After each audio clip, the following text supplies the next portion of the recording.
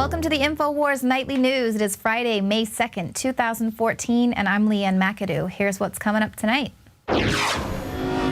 Tonight, the White House says it's conspiracy theory to question the official story of Benghazi.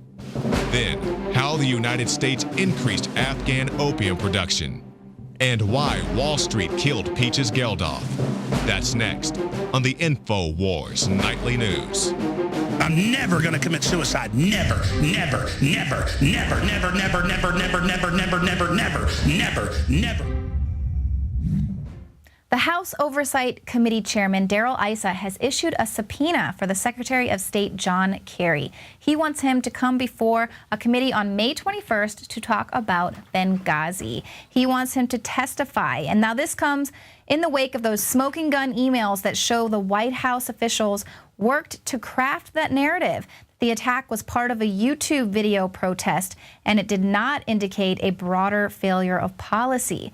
Now, Issa said in a letter to Kerry, compliance with the subpoena for documents is not a game. Because your department is failing to meet its legal obligations, I'm issuing a new subpoena to compel you to appear before the committee to answer questions about your agency's response to the congressional investigation of the Benghazi attack. So here he goes again, trying to use stronger words to compel them to comply with the inquest to find out what happened with Benghazi. But apparently, what does he just not know how this administration works? They do what they want to do. The Department of Justice is, Eric Holder is still in contempt of Congress for failing to bring forth documents on Fast and Furious. You don't want to go there, okay? I don't want to go there? No. These emails directly link the White House to Susan Rice's false talking points on Benghazi. Yet they say that they withheld these emails because they had nothing to do with Benghazi. They were just giving her talking points on the general situation going on with the protests going on worldwide. Now, Rand Paul says it's clear that the White House was just more focused on spinning the details of the attack rather than the truth. Paul said the email read like a script from a Hollywood producer. He said it's what a producer would do when saying, what do you want the general feeling to be from this? And the feeling needs to be that this is not terrorism. But now the White House has to backtrack and spin their spin. And how are they going to do that? By gaslighting. They say, what are you talking about? You wanted the emails on Benghazi. These aren't those emails. What emails are you talking about? These are just, they're not a smoking gun. This is an email that says there's a bigger cover-up going on. What are you talking about? It's not another Obama administration scandal. And Jay Carney even went so far as to say it's a conspiracy theory looking for a conspiracy. He said these so-called smoking gun emails had nothing to do with Benghazi. And then he tries to throw the State Department under the bus.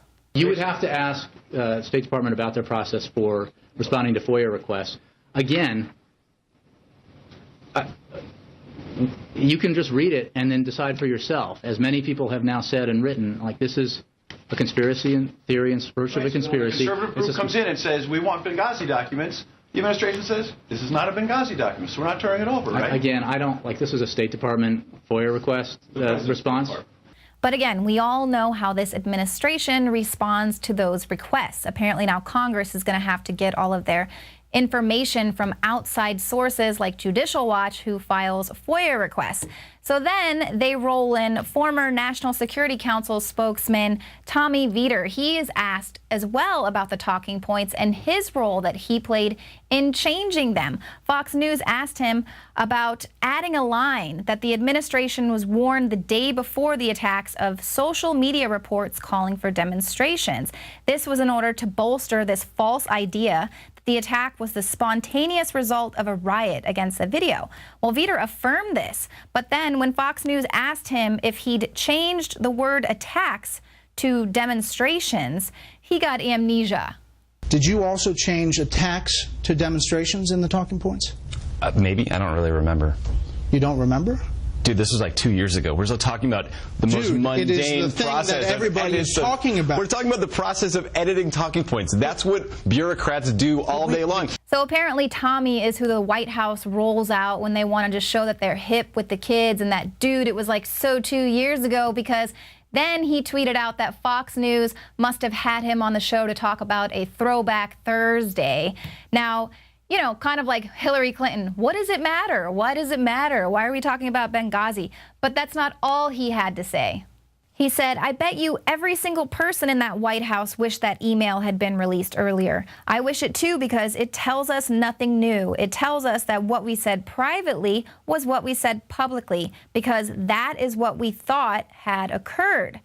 But that is false. That is false. We are just faced with a lot of false news coming out of the White House right now. Rep. Jason Chaffetz out of Utah entered a new email into testimony yesterday. He entered it with the House Oversight Committee. This email reveals that the State Department, including Clinton aides, knew that Benghazi was a terror attack in the immediate aftermath. This email was sent on September 12, 2012 at 12:46 p.m., just hours after the Benghazi attack took place, and 2 days before that email was sent out by Benjamin Rhodes. There's a paragraph in here that I think is pertinent to our discussions today. It's referencing the Libyan ambassador when he said his government suspected that former Gaddafi regime elements carried out the attacks. I told him that the group that conducted the attacks, Ansar al-Sharia, is affiliated with Islamic extremists, end quote. This coming from the State Department going to Victoria Nuland, Patrick Kennedy, Cheryl Mills, Secretary Clinton's chief of staff. I'd like to enter this into the record, which has not been out there in the public in the past. Now, Chaffetz said that that was an unclassified email that just hadn't yet been entered into the public record. It hasn't been bought for public review. It just underscores, again, the fact that the White House knew that this was a terror attack. Clinton aides knew, and they wanted to downplay it so it wouldn't draw attention to failed policy. That's their words. And we think it's something even greater than that. This is Paul Joseph Watson's article up on INFOWARS today. Why the White House is desperate to bury Benghazi. The cover-up is about shielding details of arms smuggling to terrorists in Syria. The fact is, an annex near the U.S. Embassy was being used by the CIA to transfer surface-to-air missiles to terrorists in Syria. Now, in May of last year, Rand Paul was one of the first to speculate that the truth behind Benghazi was linked to an illicit arms smuggling program. He told CNN that I've actually always suspected that, although I have no evidence, that maybe we were facilitating arms leaving Libya, going through Turkey into Syria. And he added that he never quite understood the cover-up, if it was intentional or incompetence. Now, at the same time, it emerged that the U.S. State Department had hired an al-Qaeda offshoot organization to defend the Benghazi mission months before the attack. And then months later, Senator Paul was vindicated when it emerged that the CIA had been subjecting its CIA operatives who were on the ground during the attack to mandatory monthly polygraphs in order to prevent them from talking to Congress or the media about a program that revolved around secretly helping to move surface-to-air missiles out of Libya, through Turkey, and into the hands of Syrian rebels. And that was reported by CNN. Now, the real truth behind Benghazi is likely to reveal that the Obama administration knowingly and deliberately provided surface-to-air missiles and other weapons to the most bloodthirsty al-Qaeda jihadists in Syria. So, if a proper investigation into Benghazi was to come about and we were able to get concrete evidence of this happening, Obama would be impeached, members of his administration would be jailed. This is far beyond the articles of impeachment that took down Nixon. And this is just one of the cover-ups that the White House really just wants to sweep under the rug and doesn't want the American people to get to the bottom of. And I'm not talking about them smuggling weapons and Fast and Furious and all that. I'm talking about their hand in the drug trade. Now, specifically opium production out of Afghanistan. It's at an all-time high, and officials are saying that it's because of troop withdrawal. Now, American taxpayers have spent $7.5 billion over the past 12 years on counter-narcotics efforts inside Afghanistan. But according to a Special Inspector General report, since 2008, these so-called eradication efforts have affected, on average, less than 4% of the annual national poppy crop. So, as we've shown you before, the troops are actually there protecting the opium farmers. And officials, they say, not to worry, heroin from Afghanistan's opium may never reach the U.S. because those supplies typically come from South America, and they would know. But this particular opium, they're worried because it goes to enrich the Taliban and al-Qaeda. And so now they're using their buzzwords. It's not just about drug trafficking. They say it's about national security. And so counter-narcotics efforts must be increased, not decreased. But we did just learn that there was only a 4% success rate in counter-narcotics programs. Basically, they just want our tax dollars to go pay for them to wipe out their competition. And that's why I kind of find it really funny, albeit tragic, when you see headlines about Peaches Geldof and how now the authorities say she likely died from a heroin incident. I don't know if it was an OD, but heroin definitely played a part in her death. And now they're looking for the killers. They're looking for the dealers that supplied her with this heroin. But if that's what you're really after, cut the head off the snake. Am I right? Most heroin is produced in Afghanistan, which is a country that is occupied by the U.S. military.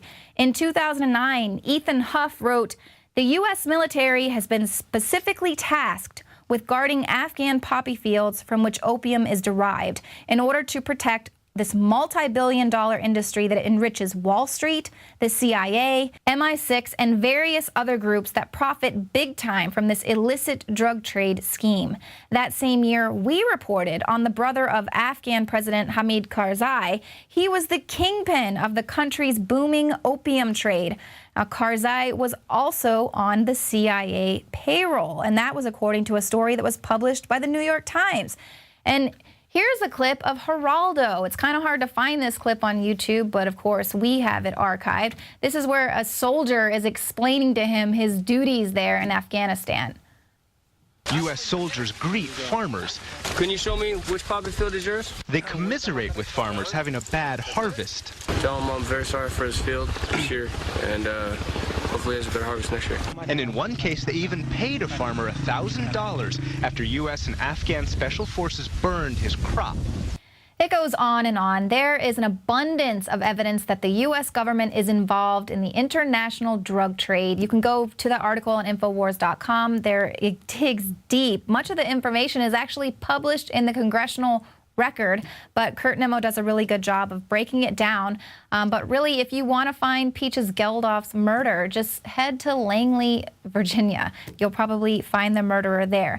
Now, coming up, we have a very special report. Alex Jones, he decided that he is going to dole out a Baghdad Bob Award for the biggest political liar of the last 20 years. It was pretty hilarious. That happened on today's show.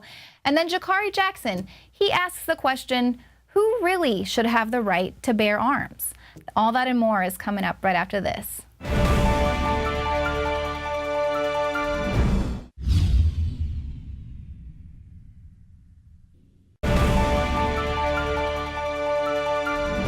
The Republican Guard is in full control. Everything is taken care of. What you are hearing, I don't know whether you can distinguish whether this is our missiles and our artillery or theirs. We will defeat them. We will fight them till we clean our country from their dirts. They killed a number of their mercenaries, injured another number, and the rest flew like rats. They are a snake moving in the desert. We push them, they run away to the back, we pounding them, they disappear in the depth back. If you've got health care already, then you can keep your plan if you are satisfied with it. If you like the plan you have, you can keep it. I intend to keep this promise. If you like your health care plan, you'll be able to keep your health care plan. If you like your plan and your doctor, you can keep them. You'll be able to keep your health care plan. If you like your plan, you keep your plan. If you like your doctor, you like your plan, you can keep your doctor, you can keep your plan. You like your current insurance, you keep that insurance. Period. Time after time, and said that she was referring to talking points created by the CIA. Now we see a document that comes from the White House, not from the CIA, attributing the protests to the video. And we have the former director of the CIA saying that that was not something that his analysts had attributed. That document that we're talking about today was about the overall environment in the Muslim world. Say that the attack at Benghazi was rooted in a protest over the video? That's what she said. I know that you and I are both in a different time zone right now. What difference at this point does it make? It's not about Benghazi. Why turn it over in a Benghazi suit? It seems... You would have to ask State Department about their process for responding to FOIA requests. Again, you can just read it and then decide for yourself. As many people have now said and written, like this is a conspiracy and theory and virtue of a conspiracy. The conservative group comes in and says, we want Benghazi documents. The administration says, this is not a Benghazi document, so we're not turning it over, right? Again, I don't, like this is a State Department FOIA request response. What difference at this point does it make? Now the Republican Guard is in full control of Saddam International Airport, and those mercenaries now outside the airport in Abu Ghraib district, and they are surrounded, and we are pounding them by missiles and heavy artillery. We are deciding it's under our control.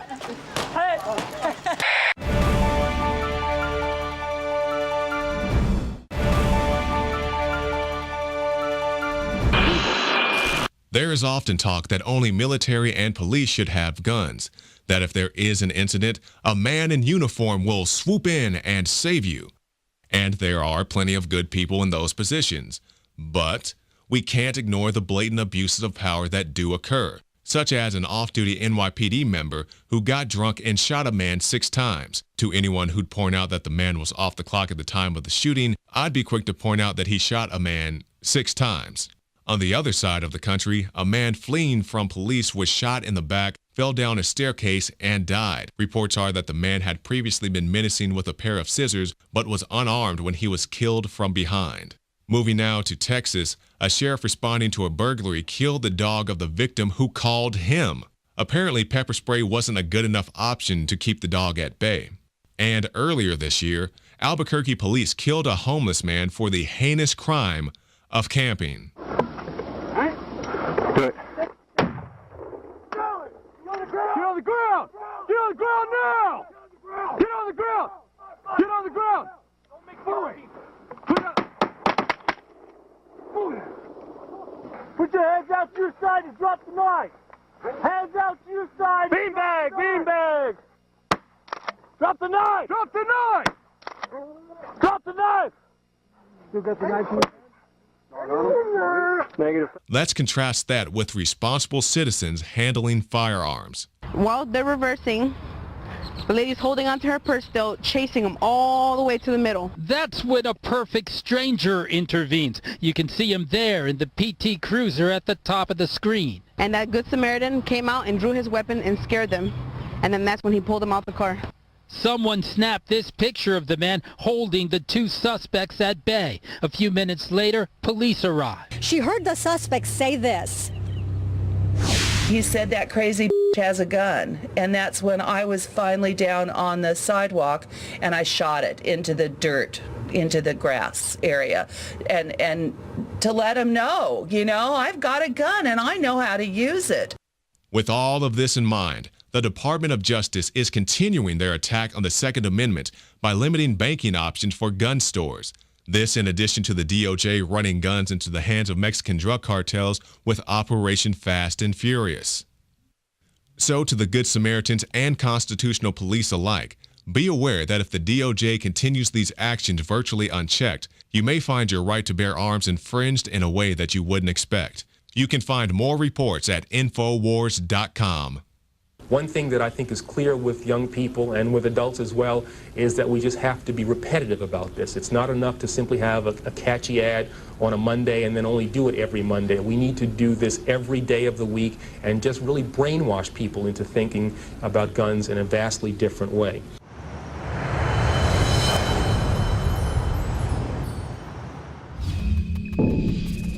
Well, thank you for tuning in to the show tonight. There are many more special reports coming up right after the news, but please pick up a copy of this month's edition of the INFOWARS magazine. It recaps the battle for Bunkerville, everything that went down there, including Dirty Harry Reid and Cliven Bundy and all of his supporters. We've got some great graphics here from the graphics department, kind of breaking down the reality of the grazing cattle there versus the desert tortoise and the endangered desert tortoise. Basically, nature had it right to begin with. In the 1930s, when the cattle were just grazing freely, the turtles themselves were living in abundance. And then as the feds came in and took control of the land, not only did the cattle go down by about 90%, they reduced that, but the tortoises themselves went down by about 97%. So it's definitely not about protecting an endangered desert tortoise. It's more so about controlling this land and apparently reducing the beef production also there in an effort to control our food and how much food is coming in and out of our farmland. So thank you, BLM. That's all here in this edition of the INFOWARS magazine. Be sure to pick it up. You help support our operation. And thank you all so much for watching the show tonight. We'll see you here next week, 7 p.m. Central. Does the term public servant sound like an anachronism to you? Something from a bygone era where people believed that the government worked for them? When they paid the salaries, they believed they were the masters? Well, the mindset among most people in government today appears to be that they are the masters, we are the slaves, and many of the slaves have that same attitude. Take this story out of Louisiana. A mother's concerned when her asthmatic son turns red, complains of chest pains, so she calls for an ambulance. Now, the EMS personnel don't show much concern for his medical condition. In fact, even though he's pointing to his chest, according to the mother, they say, well, he's pointing to his stomach, so he's not having any chest issues or asthma conditions. And then they start to ask why he's not in school. When they find out that he's homeschooled, they begin an inspection of the house. Taken back by this, she confronts these EMS personnel, and they say, well, we're agents of the state.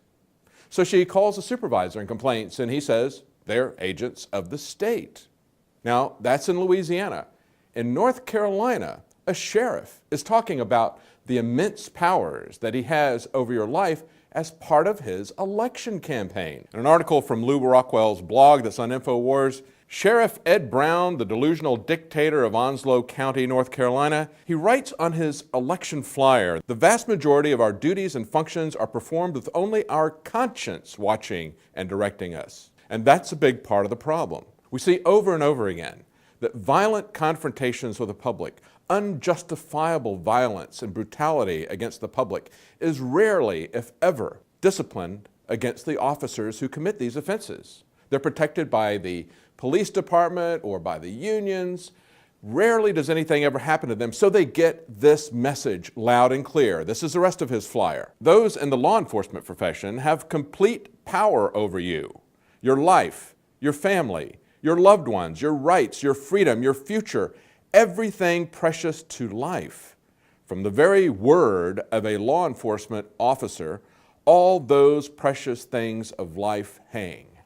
We've seen over and over again that attitude, not only from law enforcement, but from every government agency, that they have complete power over you, your life, your family, everything hangs by a thread, hangs by their discretion, that they're not accountable to anyone. Were those remarks out of context? Were they misconstrued? Actually, Sheriff Brown's supporters have essentially doubled down on his remarks. Here's what one person wrote to a newspaper. Officers can ask you to get out of their car. They can handcuff you to protect themselves. They have a lot of power over your life. If you're in a dangerous situation, your life is in their hands. No, actually, he got that wrong. If your life is in their hands, you're in a dangerous situation. This sheriff is up for re-election this Tuesday. And look at what he did at a forum where he's debating his opponent. He actually accused his political opponent of being involved in bombing threats that were carried out by an 18-year-old. The way that he made these threats was with a threatening phone call, which was recorded. This young man has told me you're the reason for his bomb threats. And the general public is going to believe that. You hear Brown on the phone with his longtime friend and challenger, Hans Miller. When somebody makes false allegations without corroboration, that to me is a loss of integrity, and integrity once lost can never be gained back. That's right, he makes these vague threats and he says, well, I don't know what to make of this. I'm just going to have to call in the media and let them decide whether this is true or not. A threat, trying to get the guy to back off. I find there is absolutely no credible evidence to support such an allegation against Hans Miller or his campaign. But of course, the district attorney says it is totally unprofessional, and it's not the first unprofessional thing this guy has done. This now borders on the ridiculous. This same North Carolina sheriff, Sheriff Brown of Onslow County, used a wire hanger as a divining rod to search for a buried body. Now, this is being reported by the SBI, the State Bureau of Investigation, North Carolina. And what he did was he took this divining rod and he walked back and forth over the area so much that he erased any footprints, hampering the investigation. So the question is, though, who is dumber, this sheriff or the people who will vote for him?